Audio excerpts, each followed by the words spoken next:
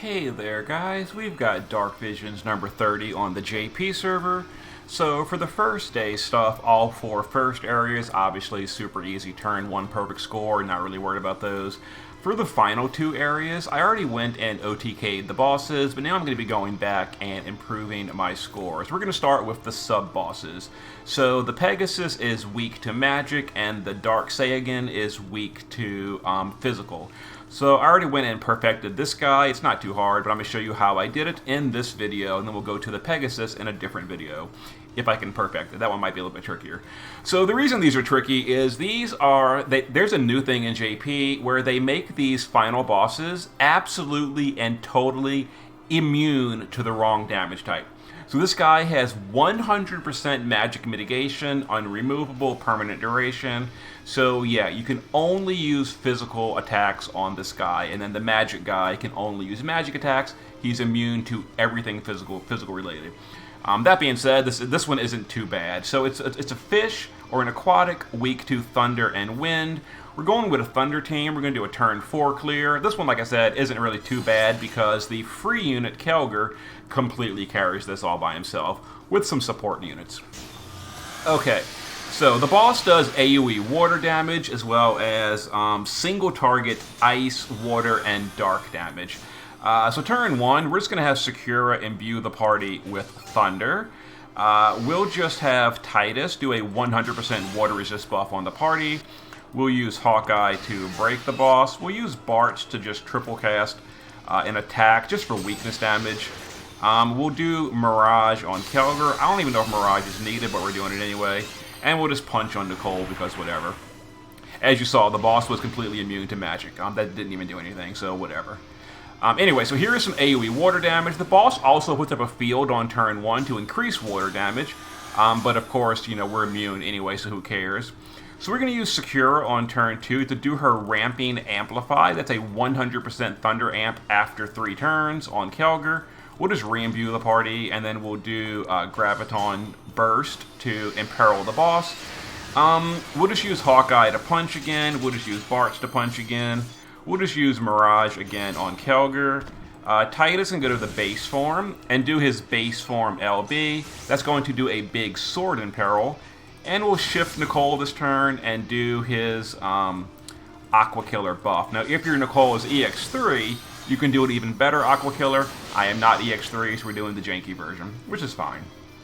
Okay, some more water attacks, and then a big imperil on the party and the Provoker. But our Hawkeye is using lots of resistance, so he's still immune to dark, water, and ice even after the imperil. So we'll use Kelger this turn to do his modifier boost for next turn. We'll use Sakura to put up the Ramu field. We'll use Nicole to do his LB for the LB damage buff. Bartz can just punch, Hawkeye can just punch, Titus can just punch, and we're going to kill next turn. So this turn is a bunch of single target magic on your Provoker. That's our Hawkeye, no big deal. He's immune to everything, even after the imperils. Okay, and here is our 100% Amplify on Kelger, also the big imperil on, or the big break on the boss. So we're going to use Hawkeye to do his SLB, which is triple Absolute Mirror of Equity.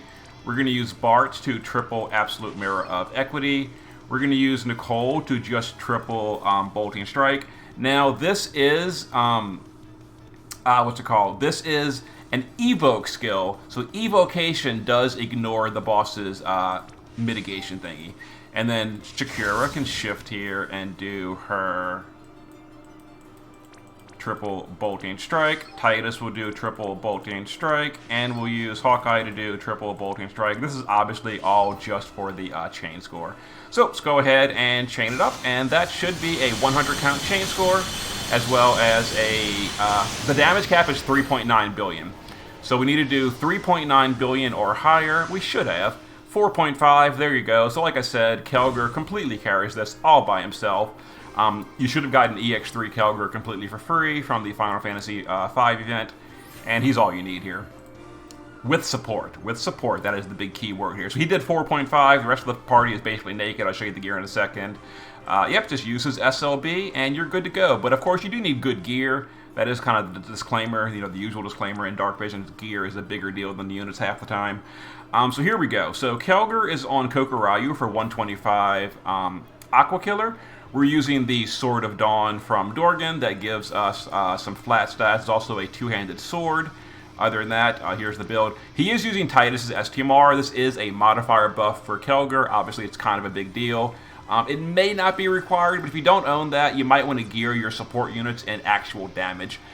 Anyway, he's currently got basically 10,000 attack power, maxed LB damage, maxed Aqua Killer. Here's the gear we're using, chain cap up, etc. We're using the COG card, and yep, there it is. And then Bart's is literally naked other than some water resist. And Esperfill. He is literally here for one reason and one reason only, a triple absolute mirror of Equity Chainer. That is all he does. And other than that, he's just here for a moral support. Nicole is naked, other than Esperfill. He is literally here just for the Aqua Killer, and that is it. Titus is here for the 100% water resist buff. That lets him gearing a little bit easier. If you don't have that, or if you don't have Titus, you can use like a different water resist buffer and whatever. And then his base form does a 40% sword in peril, which is nice for our Kelger. Hawkeye is our passive provoker with 180 or better to ice, water, and dark resist, because the boss does those elements. Passive provoke evasion. I don't even know if evasion is important, but he's using it because whatever. He's our 89 defense breaker. And then Sakura is our 100% amplify unit, and Thunder Imbue and Thunder in Peril, and yeah, she does the field as well. And that is our perfect score on Dark Sahagin King. And remember, magic will not work. You can't even use magic for support chaining, but evocation is fine. Okay, so let me go ahead and adjust the team, and we'll try out the Pegasus with a more serious team. I went to the Pegasus earlier, literally turn 1 OTK'd, and it was garbage. So we'll try it. We'll try to improve it in a moment. See you in a sec.